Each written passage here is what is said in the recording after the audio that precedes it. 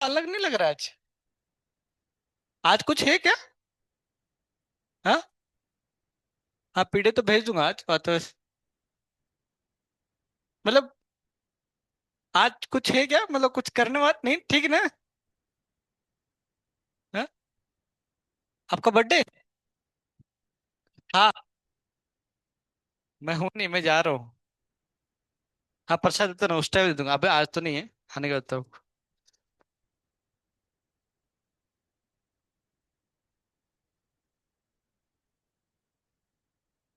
आप लोग कुछ मतलब गलत इरादा वाला नहीं है ना क्या आज? क्या दिखाते? नहीं नहीं, ठीक है, मतलब बैठो बैठो। नहीं नहीं, बैठो बैठो बैठो। बैठो बैठो बैठो। पेन दो, एक पेन दो। पेन, हाँ।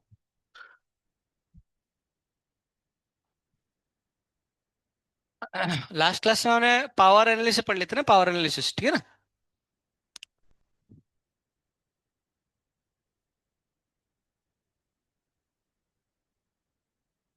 मैं क्वेश्चन सॉल्व नहीं कर रहा हूँ। हम डायरेक्टली इसमें चलते हैं। हमने कहाँ तक कर ली थी, ये सब कर लिया था ना शायद?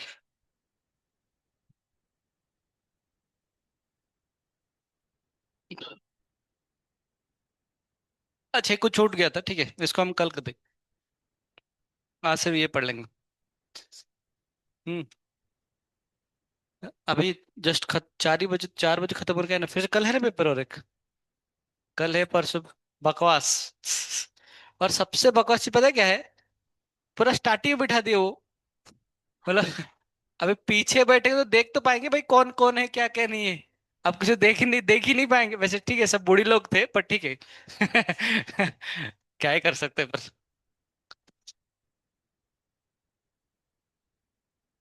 अच्छा, तो है कैसे, बंद कर उसको, मतलब आवाज आ रहा है उसको। अब वो खड़ा होना जरूरी है क्या नेशनल एंथम में? नहीं ना, चलेगा ना, आप लोग समझदार है ना, हाँ ठीक है, चलिए। बस बंद करो। चलिए, हम थोड़ा सा बस समरी कर लेते हैं फटाफट कि हमने क्या क्या पढ़ते हैं। मतलब वैसे तो आप ऑलरेडी आते हैं आपको, फिर भी एक बार मतलब समराइज कर लेते हैं। हम लोग पढ़ते हैं R, C and L circuit, याद है? तीनों को अगर करंट कर लेंगे तो क्या बन जाएगा, आर एल सर्किट। ठीक है ना? इसमें से हमने ये सप्लाई कर रहे थे। इसमें अभी जनरली सब कुछ हम बताएंगे कि इसका जो करंट जाता था, आई का वैल्यू कितना लिख रहे थे, आई नॉट साइन ओमेगा टी लिख रहे थे। तो इसमें जो वी का वैल्यू आ रहा था, वो वी का वैल्यू कितना आ रहा था, V naught sine omega T plus कितना था, 5। बस सवाल ये उठता है कि अगर ये आर होता है, सी होता है और ये एल होता है, तो ये कितना बनेगा, एक्स इक्वल टू बनेगा ओमेगा सी, और एक्स एल इक्वल टू कितना बनेगा, ओमेगा एल, पक्का? कैपेसिटिव रिएक्टर, इंडक्टिव रिएक्टर वगैरह सब कुछ बोलते हैं। अच्छा, वी नॉट की जगह में क्या लिख लेंगे, वी नॉट को लिख लेंगे आई नॉट इंटू जेड लिख लेंगे। जहां पर कि जेड का वैल्यू कितना बनेगा, जेड का वैल्यू बनेगा आर स्क्वायर प्लस आता है एक्सएल माइनस एक्स का होल स्क्वायर का अंडर रूट। ये कहाँ से आता है, ये अपने को पता है क्या? ये आता है आर आता है, इधर ऊपर आता है एक्सएल आता है, नीचे आता है एक्सी आता है, और इन दोनों को रिजल्टेंट कितना आता है, रिजल्टेंट आता है आपके पास आर, और इधर आता है एक्सएल माइनस एक्सी। और ये जो एंगल होता है, इसी को हम लोग जेड बोलते हैं, इसको बोलते हैं फाइव बोलते हैं, पक्का? अच्छा, इस केस में जो टेन फाइव की जगह में कितना आएगा, tan phi will be equal to XL minus XC upon R, XL minus XC upon are.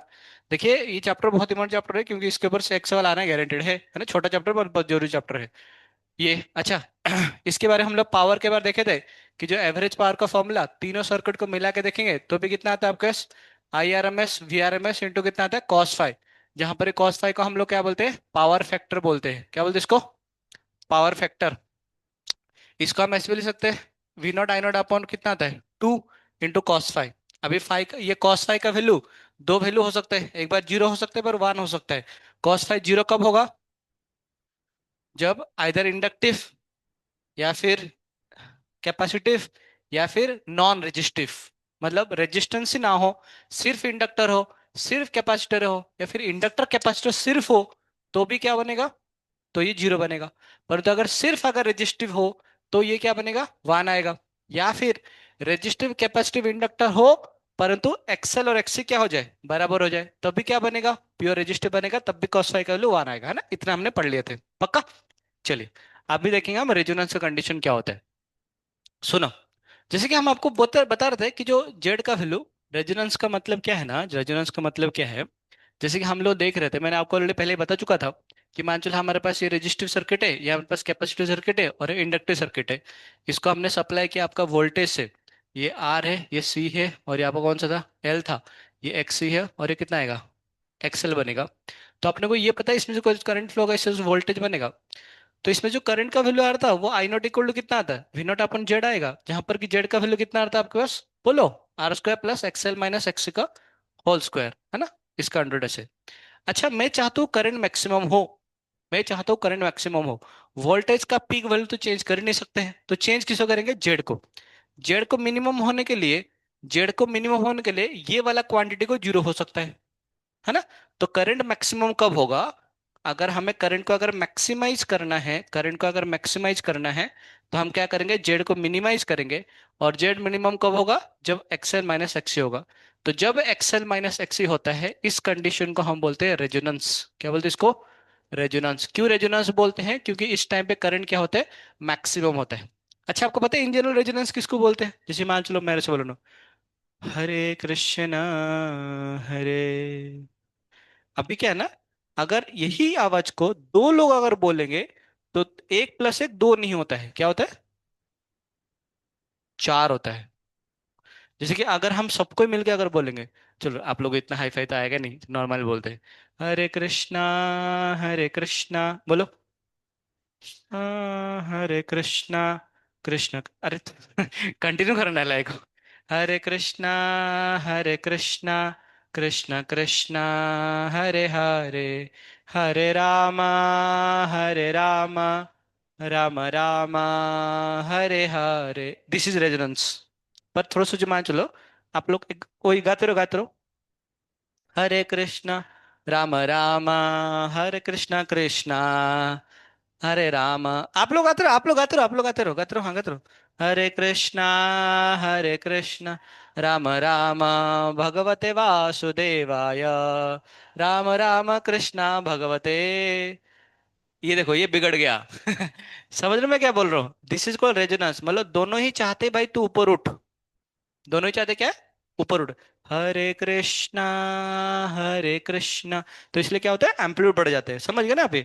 उसी प्रकार के, जब एक्सेल और एक्सी रेजोनेंस होने का मतलब दोनों ही चाहते हैं करंट सबसे मैक्सिमम हो। क्योंकि एक्सेल भी क्या करता है, करंट को मतलब जेड को बढ़ाता है और करंट घटाएगा, एक्सी भी क्या करेगा, जेड को बढ़ाएगा और करंट को घटाएगा। एक बार फिर से बोल लो ना, जब मान लो सिर्फ सी है, जब एक्सी सिर्फ मतलब सिर्फ मान लो एल है, एक्सी नहीं है, तब भी जेड का वैल्यू क्या होगा, कम ही तो आएगा ना, सिर्फ ज्यादा आएगा ना। सिर्फ अगर एक्सी होगा तो भी जेड का वैल्यू ज्यादा आएंगे, तो आई कम हो जाएगा। दोनों ने समझौता कर लिए, भाई तू प्लस कर ले, मैं माइनस कर लेता हूँ, दोनों कैंसिल कर लेंगे, करंट मैक्सिमम हो जाएगा। This is called resonance condition.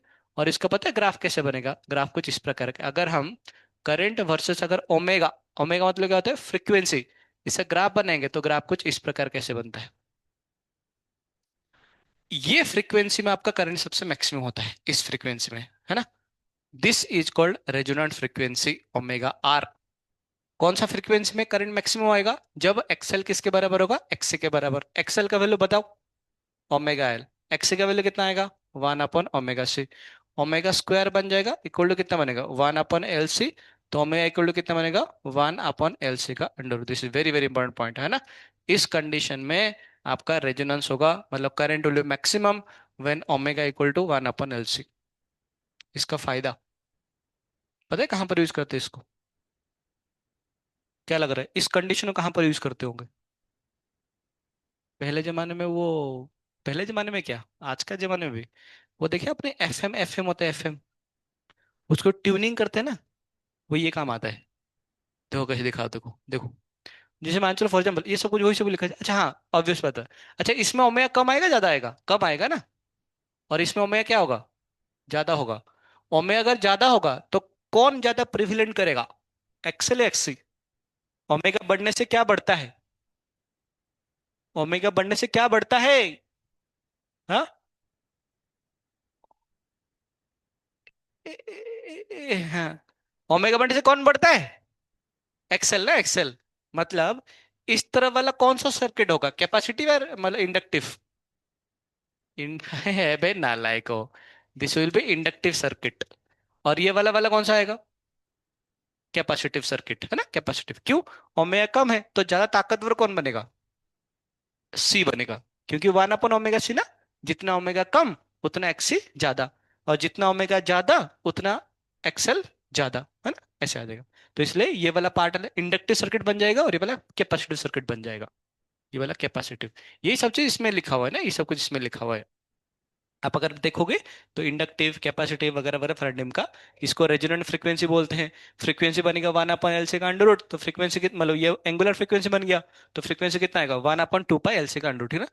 अब देखना इसमें ना बहुत खतरनाक खतरनाक चीज देखेंगे, खतरनाक जबरदस्त कौन से देखेंगे, देखो थोड़ा सा रुको, बस 1 मिनट रुको, बस है ना, 1 मिनट रुको, क्योंकि क्वेश्चन सॉल्व के सारे कॉन्सेप्ट पढ़ेंगे। देखो आप सुनो, देखो प्रैक्टिकल एप्लीकेशन कैसे काम आता है, देखो। हाँ मैं दिखा समझा रहा हूँ ना, समझा रहा हूँ। तो पहले जमाने में हमारा वो दादा दादा परदादा जमाने का वो ये आता ना, रेडियो आता था। तो दादाजी ऐसे एंटीना इधर ऐसे ऐसे करते थे, उसके इधर दो नॉब होते हैं ऐसे, है ना। एक तो नॉब तो वॉल्यूम को बढ़ाने के लिए ऐसे ऐसे घुमाओ तो ज्यादा बढ़ता है, और एक नॉब होता है जो कि चैनल चेंज करता है, 93.5 92.5। वो क्या होता है, वो कैसे चेक करता है एक्चुअली में, देखो क्या होता है ना, इसके अंदर ना एलसीआर सर्किट होते हैं, है ना। अब होता क्या है ना, जैसे कि अभी मान लो जैसे कि मान लो हर एक जो क्या बोलते हैं, जो आपका एफएम जो सेंटर्स होते हैं ना, उनको एक फ्रीक्वेंसी अलॉट किया जाता है। जैसे कि हमारा मंदिर में वैसे तो एफएम चलाना इलीगल है इंडिया में, मतलब उसके लिए परमिशन 60,000 रुपये का लगता है, महीना का 60,000 रुपये पेमेंट करना पड़ता है, तब जाके एफएम चला सकते हो। पर हम लोग तो इसलिए इंडिया में बिकता नहीं है, हम अमेरिका से उठा के लेके आए थे, यूएसए से वो। क्योंकि हमारा जो मंदिर, किसी को बोलना मत, है ना, इस बस हम दो हमारे अंदर बात है, कोई नहीं देखता, टेंशन मतलब मुझे ही पता है। पर हमारा मंदिर में जो एफएम ब्रॉडकास्ट होता है ना, मतलब भागवतम क्लास आप इधर भी सुन सकते हो, सुबह सुबह, मतलब सिर्फ एफएम चला के होता है वो इलीगल है पर चल जाते काम, है ना, चल जाते हैं। तो वो क्या होता है ना, वो एक अभी आपका तो वो ये नहीं है, एम्पलीट्यूड मॉड्यूलेशन वगैरह नहीं है कम्युनिकेशन सिस्टम में। तो क्या होता है ना, वो जो डिवाइस होता है ना, वो डिवाइस क्या करता है, हम मैं जो मान लो ये बोल रहा हूँ और मुझे इसको ब्रॉडकास्ट करना है, तो मान चलो मुझे 93.5 मेगा हर्ट्स में ऐसे ऐसे बोलते हैं ना कि हमारा फ्रिक्वेंसी 93.5, चिल्ली मिर्ची ऐसे कुछ होता है ना, मिर्ची चिल्ली, हाँ जो भी है, रेडियो मिर्च, हाँ सॉरी रेडियो मिर्च। तो वो क्या करते हैं ना, मतलब ऐसे कुछ था, मुझे याद नहीं आ रहा है। तो ऐसे कुछ रहता है कि मेरा जो आवाज को वो ऐसे एक फ्रीक्वेंसी का वेव लेंगे 93.5 का, 91 जो भी है उसमें से फ्रीक्वेंसी का वेव लेंगे, और उसके साथ पैक कर लेंगे, बोलेंगे लेके जाओ इस संदेश को, ठीक है ना। अब होता क्या है ना, जैसे मान चलो अभी ये मतलब एटमॉस्फेयर में बहुत अलग अलग प्रकार के फ्रीक्वेंसीज है, एक मतलब कोई एक रेडियो स्टेशन है जो कि इस फ्रीक्वेंसी का है, बाद में फिर से एक रेडियो फ्रीक्वेंसी 93.7 मेगाहर्ट्ज, तो ये कुछ ऐसे फ्रीक्वेंसी का होगा, है ना, ऐसे अलग अलग फ्रीक्वेंसी के होंगे। तो सबको दिया गया भाई, तेरा जो वेव्स निकलेगा, तू जो बोलेगा वो कौन लेके जाएगा, ये वाला मेगाहर्ट्ज वाला फ्रीक्वेंसी लेके जाएगा, ये बोले ये लेके जाएगा, मतलब ठीक भाई। तो अभी क्या होता है, अभी हमारे मतलब बहुत सारा है ना, बहुत सारे ऐसे वेव्स है, कुछ ऐसे हैं कुछ ऐसे हैं, ठीक है ना। अभी हमारा रेडियो कौन सा लगा, घुमाने से क्या होता है, देखो घुमाने से क्या होता है, अभी आपने को पता है ओमेगा इक्वल टू कितना होता है, 1/L C का अंडर रूट होता है, ठीक है ना। अब मान चलो हमने ऐसे एल, अभी देखो इसमें क्या है, इसमें रेजिस्टर है, इसमें इंडक्टर है, और इसमें क्या है, कैपेसिटर है, राइट। आर एल और सी है। अब मान लो मैंने ऐसे एल सी कॉम्बिनेशन लिया, ताकि ताकि ताकि रे इसका वैल्यू कितना हो गया, 93.5, क्या है, 93.5। अब ये क्या करेगा, ये जो ओमेगा, इसका वैल्यू अगर 93.5 हो गया, तो ये क्या करेगा, इसका भी ओमेगा 93.5, और सामने वाला जो आ रहा है उसका भी कितना है, 93.5। तो वो किसको एक्सेप्ट करेगा, 93.5 को एक्सेप्ट करेगा, बोलेगा दोनों भाई भाई, मजे मारते बैठ के। तो उसने क्या करेगा ना, ये इस फ्रीक्वेंसी को अपने अंदर ऐसे अट्रैक्ट करेगा, और इसके अंदर वही वाला करंट फ्लो करवाएगा, कौन सा वाला करंट, 93.5। तब चलो उल्लू लुलु ला ला, ऐसे वाला गाना बजेगा उसके बाद, समझ गए आप लोग। अच्छा मान चलो अभी हमें फ्रीक्वेंसी चेंज करेंगे, फ्रीक्वेंसी चेंज। अच्छा फ्रीक्वेंसी में क्या चेंज करते हैं ना, एक्चुअली जो कैपेसिटर होता है ना, वो कैपेसिटर के डिस्टेंस को बढ़ाते हैं फिर डिस्टेंस को कम करते हैं। तो कैपेसिटर का डिस्टेंस बढ़ाएंगे, डिस्टेंस कम करेंगे, तो उससे क्या होता है, कैपेसिटेंस चेंज होगा। तो मान चलो मैं ऐसे घुमा दिया, और घुमाने की वजह से मेरा कैपेसिटर का डिस्टेंस बढ़ गया, क्या हो गया, घटा दिए, मान चलो, है ना, मतलब कम कर देते, डिस्टेंस घटा दिए। जैसे डिस्टेंस घटाएंगे तो कैपेसिटेंस बढ़ जाएगा, पीछे घट जाएगा। अच्छा चेंज करते हैं, अभी नॉब को थोड़ा ऐसे घुमाते हैं ना, डिस्टेंस को बढ़ाते हैं आंसर लाने के लिए, ठीक है। डिस्टेंस जैसे बढ़ जाएगा तो कैपेसिटेंस क्या हो जाएगा, कम हो जाएगा। कैपेसिटेंस कम हो जाएगा तो ओमेगा क्या होगा, बढ़ जाएगा। तो अब ओमेगा 93.5 नहीं, अभी ये कौन सा ओमेगा आएगा, 93.7 आएगा, तो अभी ये क्या करेगा, वो उधर से बोलेगा भले 93.7 वाला कौन है रे, आ जाओ आ जाओ आ जाओ आ जाओ आ जाओ। तो उस पे 93.7 मेगाहर्ट्ज वाला फ्रीक्वेंसी का आवाज फिर से रिसीव कर लेगा, और उसका करंट फ्लो होगा, तो फिर चलेगा हरे कृष्ण, पहले वाला कौन सा बजा था, उल्लू लुलु लाला प्यार का दुलाला तूने मारी एंट्री मेरे बजेगी घंटी, है ना, ऐसे कुछ तो मान लो गाना बजा, और 93.5 बज रहा था, अभी 93.7 बजेगा। ऐसे एप्लीकेशन होता है एलसी ऑसिलेशंस का। इस कॉन्सेप्ट से लगाते हैं, समझ गए ना आप लोग, है ना, रेडियो में नॉब घुमाने का मतलब क्या होता है। आजकल तो सब कुछ डिजिटल हो गया, अब तो कुछ बचा ही नहीं। खैर, आजकल वो मेरा जैसे उसमें भी आता है एक्चुअली, मैं एक छोटा सा बॉक्स लेते देखिए आपने वो पगार या ग्रेनेड, तो उसमें भी वही वाला कॉन्सेप्ट काम करता है, कैपेसिटर वाला। ओल्ड इज गोल्ड, कभी कुछ खराब नहीं होता है, सिर्फ बिना सिग्नल काम चल रहा है, इलेक्ट्रिसिटी का कुछ जरूरत नहीं पड़ रहा है। चलिए आगे बढ़ते हैं। समझ गए आप लोग ना, ट्यूनिंग ऐसे वगैरह होता है, ठीक है ना। खैर, क्वेश्चन सॉल्व करते हैं, दिखने दे मैं समझाता हूँ। RLC and an AC voltage source are connected in series when L is removed। देखो, ये आपके पास R है, ये आपके पास C है, और ये आपका कौन सा L है। अभी हम देखेंगे वो दूर से, इतना दूर से हम लोग पावर लेके आ रहे हैं, तो एसी वाला लॉस क्यों कम करता है, डीसी क्यों ज्यादा लॉस करवाता है। खतरनाक, मैं सवाल पूछूंगा, देखना आप दिमाग हिल जाएगा, नहीं बोल पाओगे, गारंटेड बता रहा हूँ मैं आपको। सारे फॉर्मूला पता होने के बाद आपको नहीं बोल पाओगे, गारंटेड, ओपन चैलेंज। अच्छा, ये हो गया आर, ये हो गया सी, और ये एल हो गया, ठीक है ना। क्या पूछा उसने, when L is removed the phase difference between V and I is पाई/3। जब एल इसमें से निकाल दिया गया, तो जो फेज डिफरेंस है वो कितना है, पाई/3 है। इफ इंस्टेड, इसके अलावा अगर सी को अगर निकाला गया, तो फाई का वैल्यू कितना है, पाई/3 है। तो पूछा है, तो जब ये था, इसका कॉस फाई का वैल्यू बताइए कितना आएगा।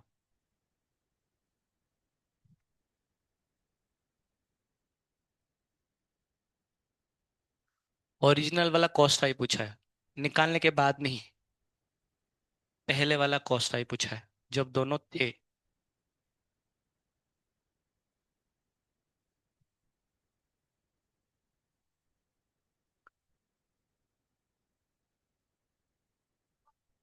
सही बात है ना, सही बात है। क्या करेंगे ना हम लोग, मुझे बताइए, जब एल निकाल दिया गया था, तब उस टाइम पे टेन फाई का वैल्यू क्या होगा, टेन फाई का वैल्यू एक्सी अपन कितना बनेगा, आर आएगा, है ना। एल तो निकल गया, तो सिर्फ कौन सा आपका कैपेसिटर है, और कौन सा रेजिस्टर है, तो कितना आएगा, एक्सी अपन आर आएगा। और इसका वैल्यू उसने क्या बोला है, टेन पाई/3 कितना बनेगा, 10 पाई/3 बनेगा आपका, √3 बनेगा। इसका मतलब एक्सी का वैल्यू कितना आ रहा है, √3 आर। चलिए, अच्छा, जब आपने सी निकाल दिया, तो उसमें क्या बचा है, सिर्फ एल बचा है और आर बचा है। तो उस केस में अगर हम 10 फाई निकालेंगे, तो उस केस में 10 फाई का वैल्यू कितना बनेगा, तो बनेगा एक्सएल अपन आर आएगा। अच्छा, 10 फाई, अभी फाई का वैल्यू कितना है, पाई/3 है, तो एक्सएल का वैल्यू कितना बनेगा, √3 इंटू आर आएगा।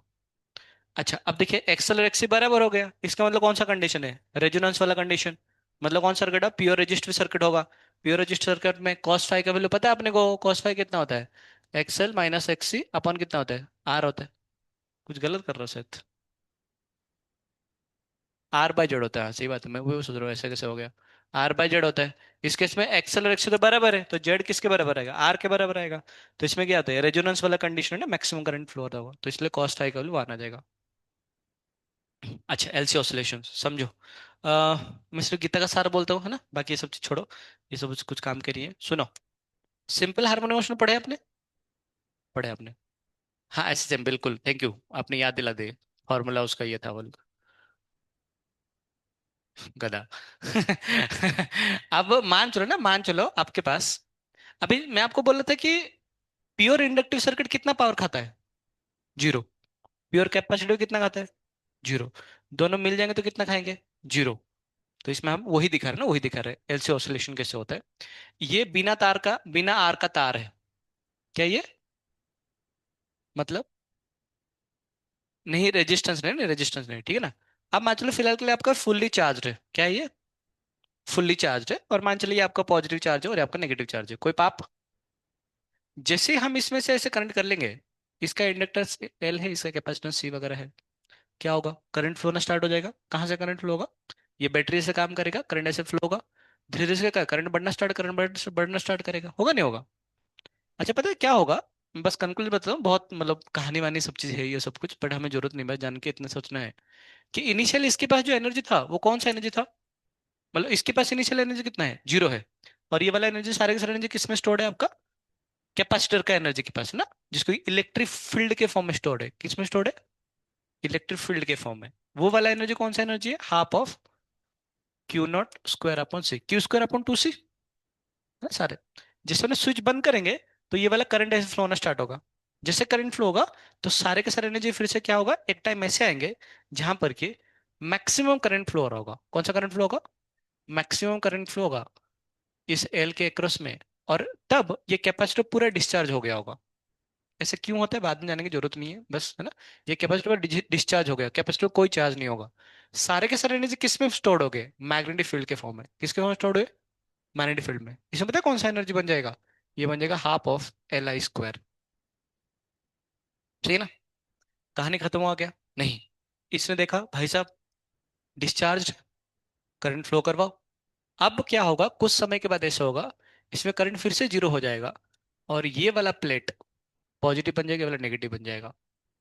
देखिए आपने क्या हुआ, है ना। पहले कैपेसिटर का एनर्जी था वो सारे किस में कन्वर्ट हुआ, इंडक्टर का। और इंडक्टर ने फिर से एनर्जी किस में स्टोर करवाया, कैपेसिटर, मतलब कैपेसिटर में एनर्जी का कहीं पर लॉस। क्यों, ये बिना तार का आर है, सॉरी, बिना आर का तार है। क्या ये, क्योंकि पावर का कौन लॉस करेगा, बिना आर का पावर लॉस। आर होना चाहिए नहीं चाहिए पावर लॉस होने के लिए। अच्छा उसके बाद तो पता ही है आपको, फिर से वापस करंट उल्टा फ्लो होगा फिर से, है ना। करंट फिर से वापस उल्टा फ्लो होगा और मैग्नेट फिर उल्टा हो जाएगा, तो फिर से ऐसे होगा ना। कुल मिला के बात क्या हो रहा है ना, कुल मिला के बात कुछ इस प्रकार के हो रहा है, इसको हम सिंपल हार्मोनिक मोशन से कंपेयर कर सकते हैं। क्या हो रहा है, पहले आपके पास ये जो था ना इस जगह पे, इस जगह पहले ये था, ये पहले मैक्सिमम पोटेंशियल एनर्जी था इलेक्ट्रिक एनर्जी के फॉर्म में। सही ना। उसके बाद क्या हुआ, उसका जैसे इधर से इधर आया, आपका इस सिलेबस में है क्या एलसी ऑसिलेशंस। अच्छा, हम मुझे कोई इशू नहीं, मुझे क्या है, मैं तो ऐसे पढ़ा दूंगा। अच्छा आप सुनो, देखो देखो, जब ये इधर से इधर आ रहा है तो सारे के सारे पोटेंशियल किस में स्टोर्ड हो जा रहे हैं, काइनेटिक एनर्जी के प्रॉब्लम में। तो सारे के सारे जो आपका electrical energy that get converted to magnetic energy. उसके बाद फिर से क्या होगा, फिर से ये जो काइनेटिक एनर्जी वो किस में कन्वर्ट हो रहा है, पोटेंशियल एनर्जी में। तो फिर से मैग्नेटिक एनर्जी किस में कन्वर्ट हो रहा है, इलेक्ट्रिकल एनर्जी में। और फिर से वापस किस में छोड़ोगा, काइनेटिक एनर्जी में। तो फिर से वापस ऐसे होगा ना, ऐसे ऐसे, दिस इज ऑसिलेशन। ये इसको देगा, ये इसको देगा, ये इसको देगा, ये इसको देगा। बोलो।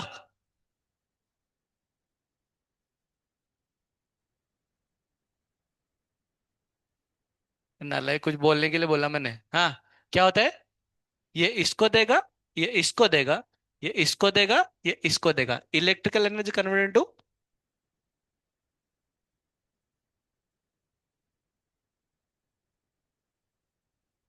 मुझे कुछ लोग जो होगा देख लो, अब देख ही लगे ठीक। अबे गधो, अच्छा सुनो, सुनो, इसमें कुछ कुछ खूबसूरतियां हैं देखो। तो हम लोग किसको क्या क्या कंसिडर किए, अगर हमने इसका जो एम्पलीट्यूड अगर एक्स मानेंगे तो काइनेटिक एनर्जी कितना बनेगा, हाफ के एक्स स्क्वायर आएगा, सही बात है। और इसका जो हमारा magnetic, this will be the electrical energy, ये किसके बराबर है, इलेक्ट्रिकल एनर्जी के बराबर। तो हम क्या लिख सकते हैं, जो हाफ के एक्स स्क्वायर है वो बराबर कितना बनेगा, half Q not square upon आएगा, सी आएगा ऐसे, है ना। ऐसे बोल सकते हैं। और मैंने अभी जस्ट बोला कि जो मैग्नेटिक एनर्जी है वो किसके बराबर रहेगा, हमारा half M V square equal to कितना बनेगा, half of L I square, ऐसे होता है। असतस्ता, है, ऐसे होता है। ठीक है ना।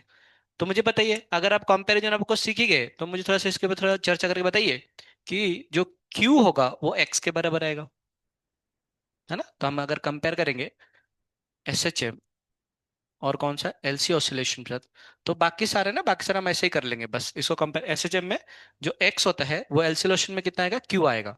मतलब चार्ज इसका डिस्टेंस के बराबर है, ऐसे मान के चलेंगे, ठीक है ना।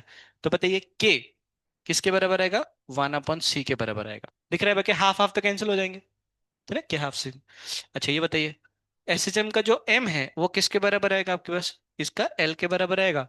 और इसका जो वी है वो किसके बराबर आएगा, आई के बराबर आएगा। बस सिंपल सा बात है। असतस्त ऐसे ही होता है। तो मुझे बताइए, जब मैं बोल रहा हूँ ये फुल्ली चार्ज है, इसका मतलब क्या है? ये फुल्ली पोटेंशियल एनर्जी है। तो पार्टिकल कहां पर होगा? इधर इधर इधर इधर इधर। एक्सट्रीम पोजिशन में, एक्सट्रीम पोजिशन में है ना, एक्सट्रीम। तो बताइए एक्स का फॉर्मूला क्या होता है इस केस में? एक्स इक्वल होता है, अगर ये इसका एम्पलीट्यूड अगर ए होता है तो क्या लिखेंगे? A sine omega T plus pi by to.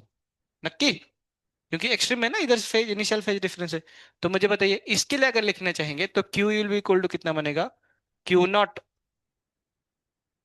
Q not है ना, क्यू नॉट मैक्सिमम चार्ज है ना, मैक्सिमम वो भी तो लेने हैं है ना, मैक्सिमम एम्पलीट्यूड एक्स, इसमें क्यू नॉट आएगा। इंटू कितना बनेगा? साइन ओमेगा टी प्लस बनेगा पाई बाई टू। ठीक है ना? बताइए वी मैक्स का फॉर्मूला क्या होता है? वी मैक्स ए ओमेगा आता है। तो बताइए आई मैक्स का वैल्यू कितना बनेगा? एक हजार में क्या पुट गए? क्यू नॉट है ना, क्यू नॉट। अब आपको सवाल उठ रहा होगा ओमेगा क्या होगा इस केस में? उस केस में ओमेगा क्या होता है? के अपॉन एम आता है। भूल गए क्या? हाँ भूल गए, वाह, गुड। हाँ, एक बार है ना, एक बार इधर जागा नहीं है क्या? चलो इधर ही कर लेते हैं। कॉल कौन कर रहा है? अरे नहीं, साथ में फोन। हम्म। क्या बोल रहा था मैं आपको? यस। तो मैं बोल रहा था कि जो Q का वैल्यू कितना आएगा इस केस में? Q not sine omega T plus कितना आ रहा है? पाई बाई टू ना, पाई बाई टू। सवाल ही करेंगे, टेंशन न करो, हमारा वी मैक्स का फॉर्मूला कितना आता है? वी मैक्स फॉर्मूला आता है ए इंटू ओमेगा आता है, ठीक है ना? तो आई मैक्स का फॉर्मूला वी क्या होता है? आई के बराबर, ए क्या होगा? क्यू नॉट के बराबर। अरे बांगड़ो, ओमेगा का वैल्यू क्या आएगा? थोड़ा सोच के देखो ओमेगा। निकालो निकालो। ओमेगा इक्वल कितना? के अपॉन एम आएगा। तो मैंने बोला था के किसके बराबर है, एम किसके बराबर है? थोड़ा निकाले देखो। बस one upon L C, resonant frequency आता है, सस्ता वाला चीज है, याद रखने के लिए आसान होगा। सोच के देखो बात। के किसके बराबर रहेगा? वन अपॉन सी के बराबर रहेगा। के वन अपॉन सी ना, के वन अपॉन सी। हाँ मतलब वही सारी चीज आएगी, समझ गए ना अब? और एम तो किसके बराबर? एल के बराबर है ना, वन अपन एल सी। मतलब आई मैक्स का वैल्यू कितना आएगा? Q naught into one upon L C का अंडर रूट। मतलब क्या चाहिए बताओ? सब निकाल दें, कुछ बड़ी वाली बात नहीं। ठीक है ना? ऐसे ऐसे क्वेश्चन सॉल्व करें थोड़ा सा। सबको अभी कॉल करना था क्या? आप पता है कभी कभी ना लाइफ इतना बिजी हो जाता है ना, आप इमेजिन नहीं कर सकते हो। कभी कभी लाइफ मस्त चलता है, और कभी कभी तो लाइफ को लगता है कि यार कुछ करने के लिए नहीं है। मैं पहले फेज से भी गुजर रहा हूँ। जैसे कि कुछ ज्यादा ही ओवरलोड हो रहा है हर एक चीज। मुझे पता है मुझे 135 पेज पढ़ना है। पढ़ लेंगे, पढ़ लेंगे। कल रात को भी 4 घंटा सोया सिर्फ। 3 घंटा सोया। मतलब 12 बजे सोया, 12 नहीं, 12:30 बजे सोया।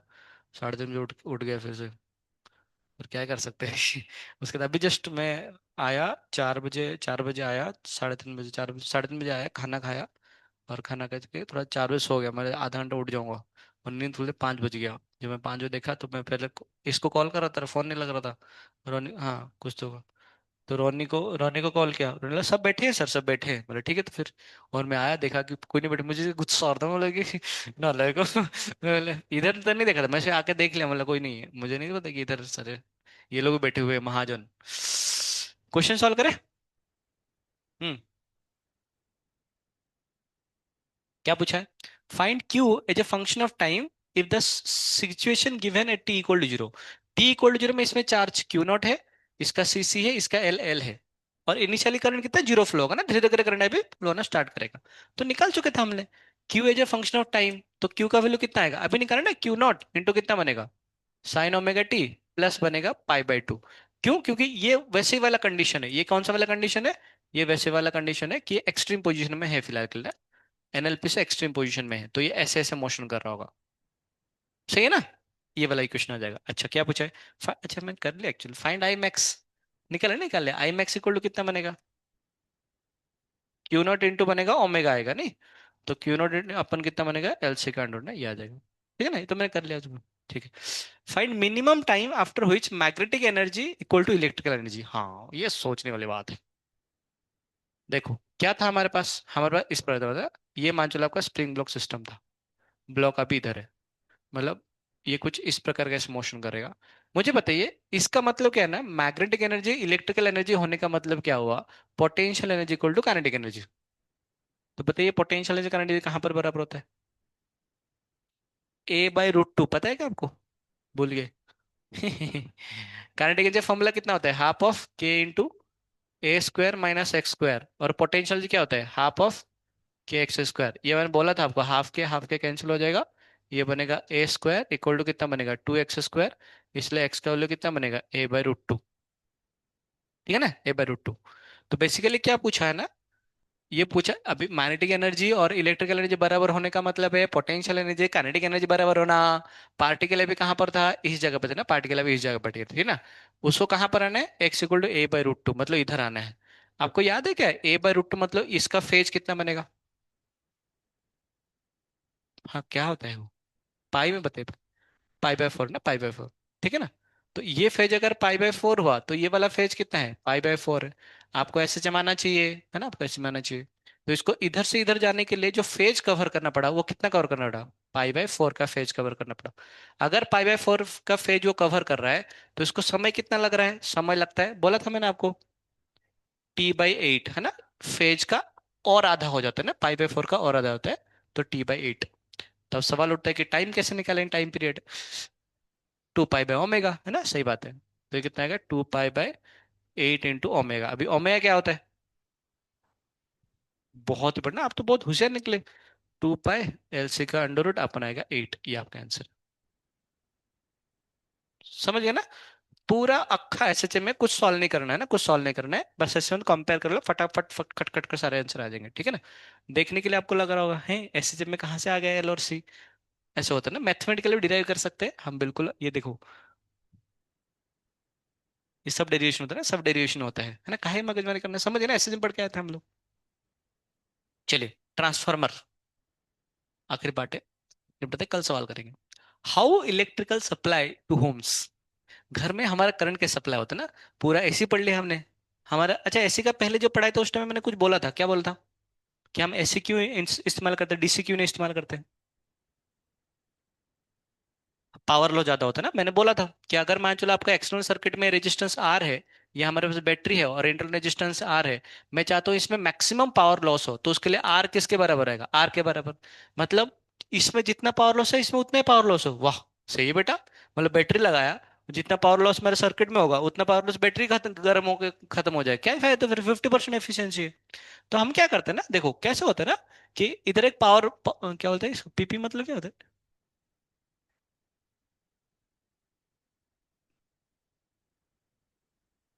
कुछ तो होता है पीपी मतलब। पीपी मतलब क्या होता है पीपी?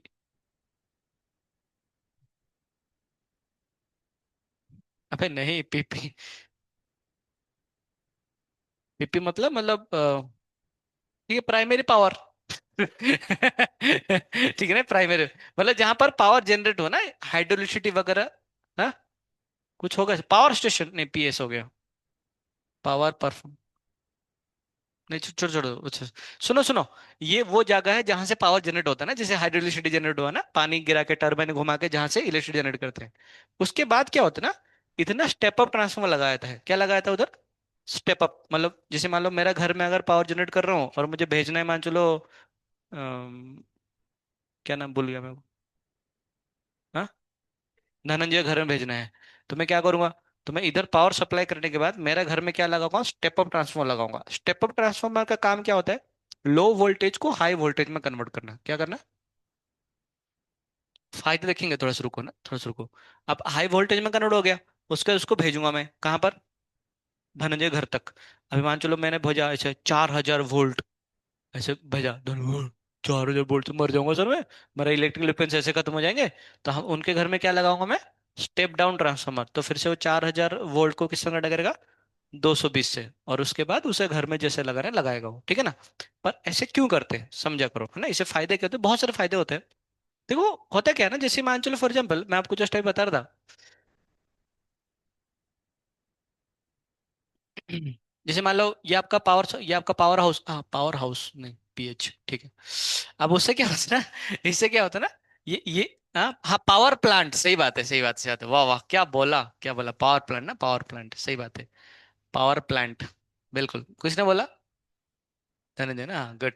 मैं घर में भेज रहा हूँ ना, उसको पता है, इसलिए पावर प्लांट है। अच्छा, अब सुनो, अभी हमको जो पावर प्लांट है ना, पावर प्लांट से हम करंट भेजते हैं, मतलब करंट भेजते हैं, ये कौन सा है, स्टेप अप ट्रांसफर होता है, स्टेप अप ट्रांसफार्मर है ना, एसयूटी, ठीक है ना। अब इसमें ना, इसमें लंबा डिस्टेंस जाता है, अभी देखो, अभी करंट का, अभी इधर पुणे में कहाँ पर करंट प्रोड्यूस होता होगा? खड़गवासला में, खड़गवासला डैम है ना उसमें से। अच्छा, आपको पता भी नहीं है, हे भगवान रे तो खड़गवासला में डैम बना है, क्यों रख, डैम बना है क्यों रखे हैं वो, उसमें से इलेक्ट्रिसिटी जनरेट होता है नालायक को हाँ हाँ बिल्कुल, वो पावर प्लांट हुआ ना, तो वो खड़गवासला से मान लो आपका ये हो रहा है, मतलब पावर प्लांट उधर बैठा गया है, इधर तक करंट आएगा, तार कितना बड़ा तार लगेगा, सोच के देखो बार। तो उसमें क्या होता है ना, ये बहुत लंबा तार होता है। अब समझिए, ये जो पावर जनरेट करेगा वो तो कांस्टेंट रहेगा, जो पावर जनरेट करेगा वो तो क्या होगा, कांस्टेंट है ना, कांस्टेंट रहेगा। अच्छा, पावर का फॉर्मूला क्या होता है, V इंटू आई, पावर लॉस का नहीं बोल रहे हैं, पावर का फॉर्मूला पूछ रहे हैं ना, पावर का, ठीक है ना। सोच के देखिए बार, अब होता क्या है ना, देख लेते हैं एक बार क्या क्या है, देख मैं एक बार सोच लेता हूँ। मान चलो इसने जो पावर जनरेट करा, वो मानो 40,000 वाट का पावर जनरेट करा, कितना का, 40,000 वाट का, ठीक है ना। अभी हम देखेंगे ना फायदा क्या होता, देखे थे आपको। जैसे मान चलो ये हमारे पास जो तार है तो क्या है, आर है ना, तार है तो आर है। तो इसमें से जो आपका रेजिस्टेंस है, ये रेजिस्टेंस मान चलो आपके पास 1,000 ओम है, कितना है, 1,000 ओम मान लेते हैं, वैसे ज्यादा भी होता है, वैसे कम भी होता है ना ऐसे। अच्छा, हमने मान के चलिए इसको ऐसे स्टेप अप ट्रांसफार्मर लगा के इस पॉइंट का पोटेंशियल कितना कर दिए, 20,000 वोल्ट कर दिए, कितना कर दिए, 20,000 वोल्ट, ठीक है ना इनिशियली। तो बताइए इसमें करंट कितना फ्लो होगा, आई स्क्वायर आर, सॉरी मतलब मैं अभी देखो, ये इसका पोटेंशियल है 20,000 वोल्ट, इसमें पावर कितना, पावर सप्लाई कितना हो रहा है, 40,000 वोल्ट का, तो करंट कितना बनेगा, P अपन V आएगा। तो P अपन V, P की जगह में कितना पुट करेंगे, 40,000 अपन V कितना बनेगा, 20,000, तो करंट कितना फ्लो होगा, 2 एम्पियर का। तो बहुत कम करंट, बहुत ही कम करंट ना, कम, कितना कम करंट फ्लो हो गया, 2 एम्पियर करंट फ्लो कर रहा है, सही बात है ना। अच्छा, पावर लॉस कितना होता है फिर इसमें से, पावर लॉस का फॉर्मूला, आई स्क्वायर आर, है ना, पावर लॉस आई स्क्वायर आएगा। आई स्क्वायर आर का वैल्यू कितना बनेगा, 2 का स्क्वायर 4, इंटू आर का वैल्यू कितना बनेगा, 1,000 आएगा ना, 1,000 आएगा, तो कितना आ रहा है, मात्र 4,000 वाट का पावर लॉस हो रहा है, कितने में से, 40,000 वाट्स। आपको लग रहा है सर पावर लॉस का फॉर्मूला आई स्क्वायर आर क्यों पुट करे, V square upon R put नहीं कर सकते क्या, नहीं कर सकते, अरे अरे मैं कुछ पूछ रहा हूँ, पावर का फॉर्मूला आई स्क्वायर आर होता है ना, अरे V स्क्वायर अपन आर होता है, नहीं होता है, नहीं, तो कर सकते हैं ना, V स्क्वायर अपन आर पट करते, V स्क्वायर अपन आर क्या होता है, V स्क्वायर में कितना आएगा, V स्क्वायर 20,000, 20,000 का स्क्वायर अपन आर, आर का वैल्यू कितना है ना, 1,000 आ रहा है, हाँ लो, ये तो दूध ने 4, 1 2 3 4, 8 अपन 3, 4 × 10⁵ आइला, सारे खत्म हो गए मुझे लग रहा है, ओह नहीं, ज्यादा नहीं, उतना ही हो रहा है, 1 2 3, अच्छा ज्यादा, आइला, ये तो गड़बड़ हो गया, हमने कुछ गलत किया क्या, ये फोन क्यों नहीं यूज कर सकते, क्या गलती हो बताइए बस, नहीं क्यों नहीं कर सकते, 20 का अपन गलत है, तो सीरीज पैरेलल, इसमें सीरीज और पैरेलल कहाँ है, क्या एक ही तो तार है अच्छा, 2 तार होने से 20 का अपन पुट करेंगे, ये लॉजिक है ऐसे देखो एक ही तार है इसलिए आई स्क्वायर पुट करेंगे, 2 तार होगा तो 20, सीरीज में, हाँ सीरीज में है तो, मैंने क्या बोला था, मैंने बोला था सीरीज में आई स्क्वायर पुट करते, बोले 20 का अपन पुट नहीं पुट कर सकते, कुछ भी मैंने बोला था, हर जगह पे हर कुछ पुट कर सकते हैं, पर पुट करने का तरीका पता होना चाहिए, हाँ बोलो बोलो बोलो। सांगा रे बाबा, मी सांगतो तुम्हाला की तुम्हाला नाही आहे ती कौन है वे, है दिल खुला है बटन खोला है, नालायक बटन बंद करो अच्छा, सुनो सुनो सुनो, हाँ, एक्चुअली फॉर्मूला सही है पर पुट करने आना चाहिए हमें, एक्चुअली पावर लॉस का फॉर्मूला ना, सुना जनता, पावर लॉस का बोला delta V square upon R होता है। अरे रुको, क्या होता है फॉर्मूला? हाँ ये होता है ना, चेंज इन पोटेंशियल डिफरेंस। सोच देखिए एक बार, इसमें से 2000 वोल्ट का गया, इसमें से पावर, इसमें पोटेंशियल ड्रॉप कितना हो रहा है, आई इंटू आर का पोटेंशियल ड्रॉप हुआ, तो इसका पोटेंशियल कितना बनेगा आपका? 2000 का पोटेंशियल ड्रॉप होगा, तो ये 20,000 इधर कितना बनेगा? 18,000 वोल्ट मिलेगा। ऐसा थोड़ा ना है कि सारे के सारे पावर का इधर खत्म हो गया, ये 0 वोल्ट, ऐसा थोड़ा ना है 0 वोल्ट है तो हमें तो कुछ मिलेगा ही नहीं। आते आते पावर खत्म हो गया, मतलब घर में कुछ तो मिलना भी तो चाहिए। तो इसमें क्या होता है ना, इसमें 18,000 वोल्ट होता है। आप फॉर्मूला पुट करो, डेल्टा भी कितना, कितना का पोटेंशियल डिफरेंस है? 2000 का। तो बनेगा 2000 का स्क्वायर अपन रेजिस्टेंस कितना है आपका? 1000 है। तो ये कितना आएगा? 4 इंटू बनेगा 10⁻1 2 3 6, अपन आएगा 10⁻3, ये कैंसिल होगा तो कितना आएगा? 4000। सही है ना? ये अब ये बराबर आ रहा है ना, बराबर आ रहा है, कहाँ इसके बराबर आ रहा है। तो आई स्क्वायर आर और वी स्क्वायर अपन आर दोनों जैसे ही मतलब पुट किया ऐसा था, कोई दिक्कत नहीं है। पर ये वी स्क्वायर अपन आर वाला कौन सा है? चेंज इन पोटेंशियल कौन सा है? परंतु जो पावर इंटू जो वी है, ये वाला वी कौन सा वी है? एग्जैक्ट वी है, उसमें डेल्टा वी का बात नहीं होता है। समझ रहे हो मैं क्या बोल रहा हूँ ना? इधर डिफरेंस है ना, ये समझा करो। अच्छा फायदा क्या होता है सुनो, हम स्टेप अप ट्रांसफर में क्या करेंगे, जैसे जितना ज्यादा पोटेंशियल बढ़ाएंगे, जितना ज्यादा पोटेंशियल बढ़ाएंगे उतना कम करंट फ्लो होगा, जितना कम करंट फ्लो होगा उतना कम पोटेंशियल ड्रॉप होने वाला है। फायदा दिख रहा है ना, फायदा कर रहे हैं। स्टेप अप ट्रांसफॉर्मर इस्तेमाल करने का फायदा क्या है ना, पोटेंशियल को और बढ़ा दे। मान लो ये 20,000 से हमने कितना कर दिया, 40,000 कर दिया, मान लो 40,000 वोल्ट करेंगे, तो बताओ इसमें से करंट कितना फ्लो होगा? अभी अभी करंट दो नहीं है, अभी करंट कितना फ्लो होगा? 1 एम्पियर का। तो पावर लॉस कितना होगा? सिर्फ 2000 का, मतलब हजार हजार का ही होगा सिर्फ। हमने इसको पोटेंशियल को बढ़ा के मान चलो 40,000 से 80,000 कर दिए, कितना कर दिए? 80,000। तब करंट कितना फ्लो होगा? हाफ। तो कितना का हाफ का स्क्वायर? 1/4 ऑफ 1000, 250 वाट सिर्फ खर्चा होगा। ये फायदा है ना, ये फायदा स्टेप अप ट्रांसफार्मर का। तो जब हम स्टेप अप ट्रांसफार्मर लगाएंगे तो पोटेंशियल बहुत ज्यादा बढ़ा देंगे, उसमें से करंट क्या होगा? बहुत कम फ्लो होगा। तो इसलिए रजिस्ट मतलब ये क्या होगा, आपका पावर लॉस कम होने वाला है। और आपको क्या, आपको इधर बहुत ज्यादा पोटेंशियल मिलेगा। सोच के देखो एक बार, मान चलो फॉर एग्जांपल आपने ये इसमें से मतलब हाफ एम्पियर करंट फ्लो हुआ, तो पोटेंशियल ड्रॉप मान लो कितना होगा? 500 वोल्ट का होगा, मात्र 500 वोल्ट। तो उसमें हाफ में कितना था?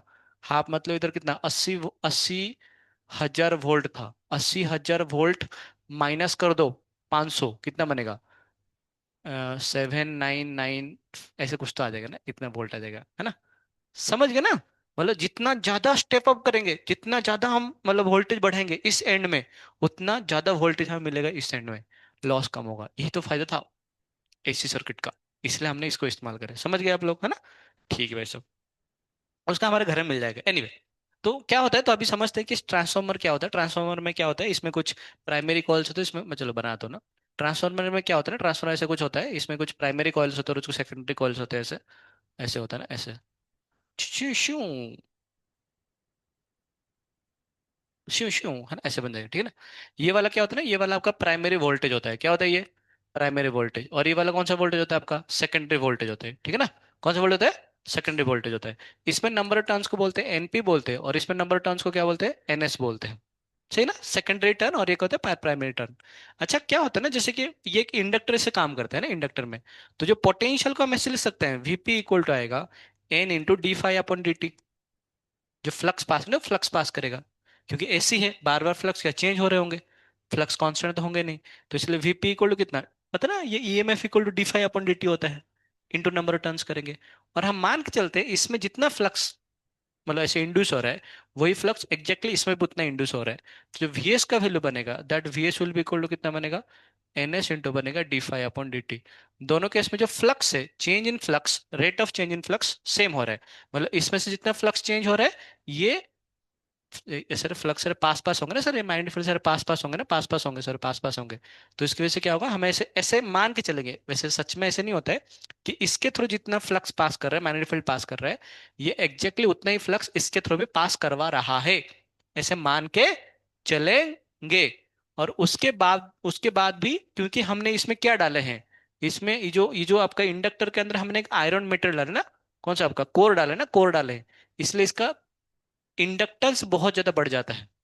Inductance mu r relative permittivity बढ़ जाता है। इसीलिए क्या होगा ना, इसमें से जो मैग्नेटिक फील्ड जो चेंज होते होंगे वो ऑलमोस्ट ज्यादा चेंज होने वाला है ना। ऐसे होता है, सच में ऐसे ही होता है। तो इसलिए VP N P d five upon D t, V S N S d five upon D t, दोनों केस में डी फाइव अपॉन डी बराबर आएंगे। इसलिए वीपी अपॉन एन पी ये किसके बराबर आएगा, वी एस अपॉन आएगा एन एस। इसका मतलब सेकेंडरी कॉइल में कितना वोल्टेज आएगा, ये that will be equal to कितना बनेगा, एन एस अपन बनेगा एनपी इंटू बनेगा प्राइमरी वोल्टेज। तो सोचो देखिए, मान चले मैंने आपको बोला कि मैं इधर 100 वोल्ट है मेरे पास, कितना वोल्ट है, 100 वोल्ट। मुझे इधर इसको मुझे 10,000 वोल्ट करना पड़ेगा, कितना वोल्ट करना पड़ेगा, 10,000 वोल्ट। तो बताइए क्या करें, इसको 10,000 चाहिए, वीपी कितना है आपके पास 100 है ना, 100 है, तो क्या करना पड़ेगा, इसको किससे मल्टीप्लाई करेंगे, और 100 होना चाहिए। मतलब इसमें अगर एक होगा तो इसमें 100 होंगे। तो कौन सा रेशियो में होना चाहिए, 1:100 के रेशियो में होना चाहिए। तो हम क्या करेंगे, इसमें एक तार मार देंगे और इसमें कितना तार मार देंगे, 100 तार मार देंगे, लफड़ाई खत्म। 100 वोल्ट बिकम्स 10,000 वोल्ट्स। मजा है ना, मस्त मजा है ना। रियलिटी में ऐसे नहीं होता है, एक तार से चल ना, कुछ कुछ फ्लक्स भी लॉसेस होते हैं ना। जैसे मान लो आपने अगर इधर 10 आपने वो यार ऐसे ऐसे ऐसे टांगे, तो इसमें कितना लगाना पड़ेगा आपको, ये 10 इधर कितना, इधर 100 गुना करना पड़ेगा। तो 1,000 है ना, 1,000 तार ऐसे लपेटना पड़ेगा, तब कितना पोटेंशियल मिलेगा। अभी प्रैक्टिकल प्रॉब्लम्स आते हैं, ऐसे नहीं कर सकते कि ठीक है मन किया तो 1,000 क्यों, 10,000 गुण 10,000 तार मार दे, तो फिर 10,000 तार मार दूंगा तो फिर क्या होगा, ये तो 1,00,000 वोल्ट आ जाएंगे, तो फिर फायदा है। अरे बांगड़ू, जितना तार उतना आर भी तो होंगे, और जितना रेजिस्टेंस होगा उतना लॉसेस भी तो होंगे। तो रियलिटी में प्रैक्टिकल में कुछ और ही होता है ना, ऐसे नहीं होता है, पर फिर भी हम ऐसे देख सकते हैं, आइडियल केस में ऐसे होगा। चलिए एक सवाल करते हैं। अच्छा बताओ, फाइंड वोल्टेज, ये दिया है कि ये आपका ना सोर्स वोल्टेज है, ये आपका सोर्स वोल्टेज 40 वोल्ट का सोर्स वोल्टेज है, ये 40 वोल्ट का सोर्स वोल्टेज है। इसमें जो नंबर ऑफ प्राइमरी टर्न्स वो कितना गिवन है, वो गिवन है 200 गिवन है। और जो नंबर ऑफ सेकेंडरी टर्न्स वो कितना गिवन है, वो 800 गिवन है। तो बताइए सेकेंडरी टर्न्स कितना गुना हो गया, 4 गुना हो गया। तो वोल्टेज कितना गुना हो जाएंगे, 4 गुना हो जाएंगे। मतलब ऐसे ही होता है ना, ऐसे ही होता है। सेकेंडरी प्राइमरी टर्न्स है, सेकेंडरी जितना गुना होगा आपको वोल्टेज उतना गुना हो जाएगा। तो 40 × 4 कितना आएगा, 160 ओम, ऐसे आ जाएगा।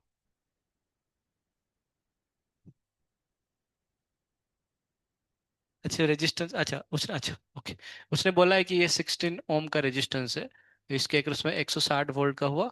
तो करंट बताइए, करंट करंट कितना आएगा, 160 अपन आएगा 16, तो आंसर कितना बनेगा, 10 एम्पियर ना, ऐसे आ जाएगा। समझ गए ना अपन, हाँ ऐसे ऐसे करना होता है। करो ट्राई करो। टिक तो लगाओ ऐसे आपको दिख नहीं रहा है क्या। A thermal power plant PP produces a power of 60 kilowatt and 4,000 volt.